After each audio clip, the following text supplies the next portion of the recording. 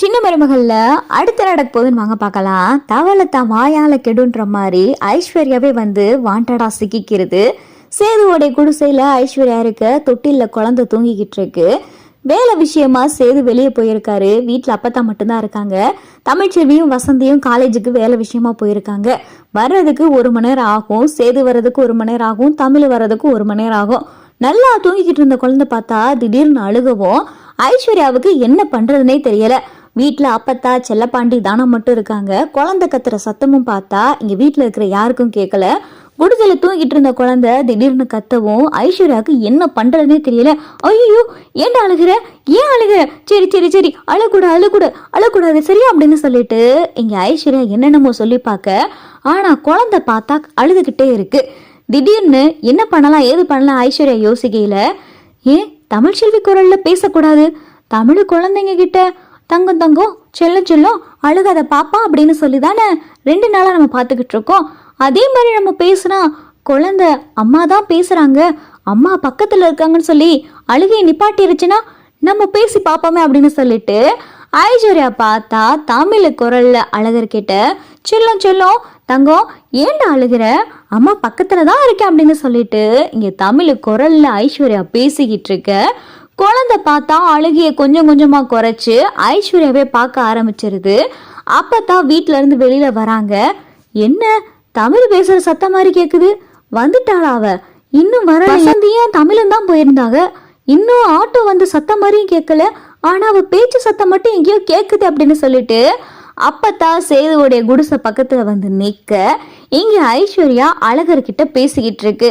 என்னடா செல்லும் ஏன் அழுகுறீங்க, அம்மா பக்கத்துலதான் இருக்கு, அழுக கூடாது சரியா, அப்பா இப்ப வந்துருவார் அப்படின்னு சொல்லிட்டு ஐஸ்வர்யா அச்சு அசல் பெசராம அப்படியே தமிழ் குரல்ல பேசிக்கிட்டு இருக்கு. அப்பத்தான் உள்ள வந்து பாக்குறாங்க. ஒருவேளை தமிழ் தான் இருக்காளன்னு சொல்லி உள்ள வந்து பார்த்தா ஐஸ்வர்யா. இங்க அப்பத்தா பார்த்ததும் ஐஸ்வர்யா அப்படியே பேச்சை நிப்பாட்டிருது.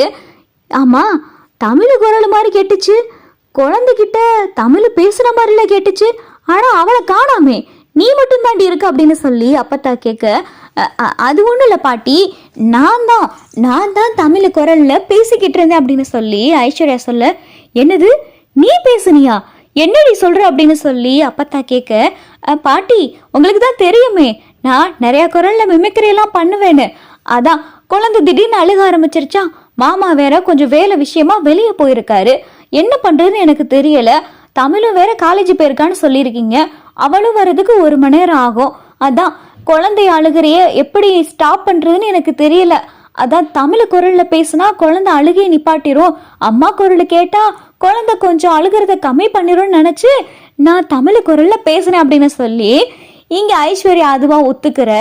அப்பதான் அப்பத்தா பெரிய ஆச்சரியப்படுறாங்க.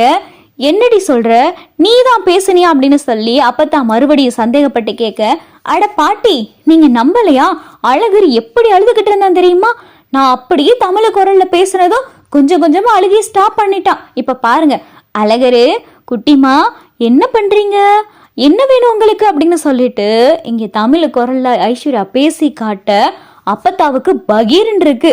அடியே என்னடி அப்படியே பேசுறாம தமிழ் குரல்ல பேசுற அப்படின்னு சொல்லி அப்பத்தா கேட்க, இது என்ன ஆச்சரியம், நான் உங்க குரல், ராஜாங்க மாமா குரல், சேது மாமா குரல்னு சொல்லி நிறைய பேர் குரல்ல பேசுவேன் அப்படின்னு சொல்லிட்டு இங்க ஐஸ்வர்யா அப்படியே பெருமை பீத்த. அப்பத்தாவுக்கு அப்பதான் தோணவே ஆரம்பிக்குது, நடு வீட்டு வாசல்ல நிறமாச கர்ப்பிணியா நின்று இந்த வீட்டு சாமி மேல சத்தியம் பண்ணி சொன்னா அவ இந்த தப்ப பண்ணல, நான் எங்க அப்பாவுக்கு ஃபோன் பண்ணி ஜெனிக்கும் சக்திக்கும் கல்யாணம் பண்ணி வைக்க சொல்லலைன்னு அவ தான் சொன்னா, அப்ப அவ சொன்னது உண்மைனா அப்ப அவளை மாதிரியே குரலை மாத்தி பேசி ஏன் இவ செஞ்சிருக்க கூடாது அப்படின்னு சொல்லிட்டு அப்பத்தாவுக்கு அப்பதான் தோண ஆரம்பிக்குது. அப்பத்தாவுக்கு சந்தேகம் வந்ததும் இதை கேட்காம அவகிட்ட விடவே கூடாது அப்படின்னு சொல்லிட்டு அப்பதான், ஏண்டி இப்படித்தான் குரலை மாத்தி பேசி தமிழ்ச்செல்வியும் சேதுவையும் பிரிச்சியா அப்படின்னு சொல்லி அப்பத்தா கேட்க ஐஸ்வர்யாவுக்கு பயங்கரமான அதிர்ச்சி. பாட்டி அப்படின்னு சொல்லிட்டு ஐஸ்வர்யா பயங்கரமா அதிர்ச்சியாக, என்னடி மொழி என்னவோ அங்கிட்டும் இங்கிட்டும் போகுது, என்ன நீ தானே இந்த வேலையை செஞ்சிருக்க, இப்பதானடி என் கண்ணு முன்னாடி பேசி காமிச்ச, ஆச்சு பெசராம ஆத்தாடி ஆத்தா அப்படியே தமிழ்ச்செல்வி குரல்ல. அன்னைக்கு அப்ப செல்லப்பாண்டிக்கு போனை போட்டு தமிழ்ச்செல்வி போன்ல இருந்து செல்லப்பாண்டிக்கு போனை போட்டு இந்த மாதிரி அந்த ஜெனி பிள்ளைக்கு சக்திக்கும் கல்யாணம் பண்ணி வைக்க சொன்னது நீ தானடி. உன்னாலதாண்டி அந்த வீட்டுல பெரிய பூகம்பமே வெடிச்சிச்சு. அதனால தானடி என் மகன் ராசாங்கம் ஜெயிலுக்கு போனா. எல்லா தப்புக்கும் காரணம் அப்ப நீ தானடி அப்படின்னு சொல்லிட்டு அப்பத்தா கேட்க ஐஸ்வர்யால பார்த்தா என்ன சொல்றதுன்னே தெரியும். பாட்டி அது நான் இல்ல அப்படின்னு சொல்லிட்டு இங்க ஐஸ்வர்யா அப்படியே திணற, என்னடி நீ இல்ல, அடி பாவி சண்டாளி பாதகத்தி, நீ எல்லாம் நல்லா இருப்பியாடி, உன் குடும்பமெல்லாம் விளங்குமாடி, எம்பிட்டு பெரிய காரியத்தடி செஞ்சிருக்க. அது எப்படிடி என் கண்ணு முன்னாடி தான் இப்படி ஒரு விஷயத்த செஞ்சு காட்டுன.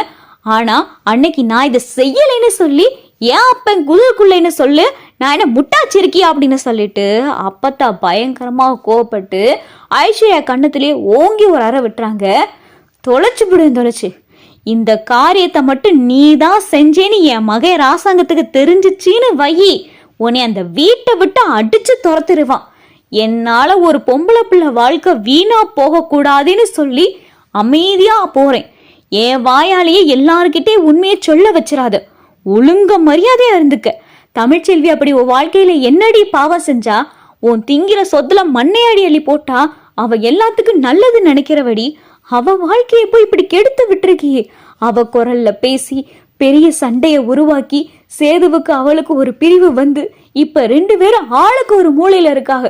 2 பிள்ளைகளுக்காக எவரோ யாரோ மாதிரி பேசிக்கிட்டும் பேசாம இருந்துகிட்டு இருக்காங்க. ஒரு புருஷன் முஞ்சாதி எப்படியெல்லாம் இருக்கணுன்றதுக்கு உதாரணமா இருந்தாங்களோ இப்ப அப்படியே நேர்மாறா இருக்காங்க.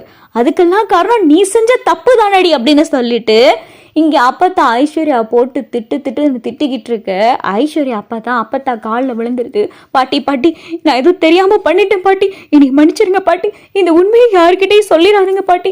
எனக்கு சேது மாமாவை ரொம்ப பிடிச்சிருந்துச்சு. சேது மாமாவை கல்யாணம் பண்ணிக்கிறேன்னு ஆசைப்பட்டேன். அப்ப எனக்கு என்ன பண்றதுன்னே தெரியல.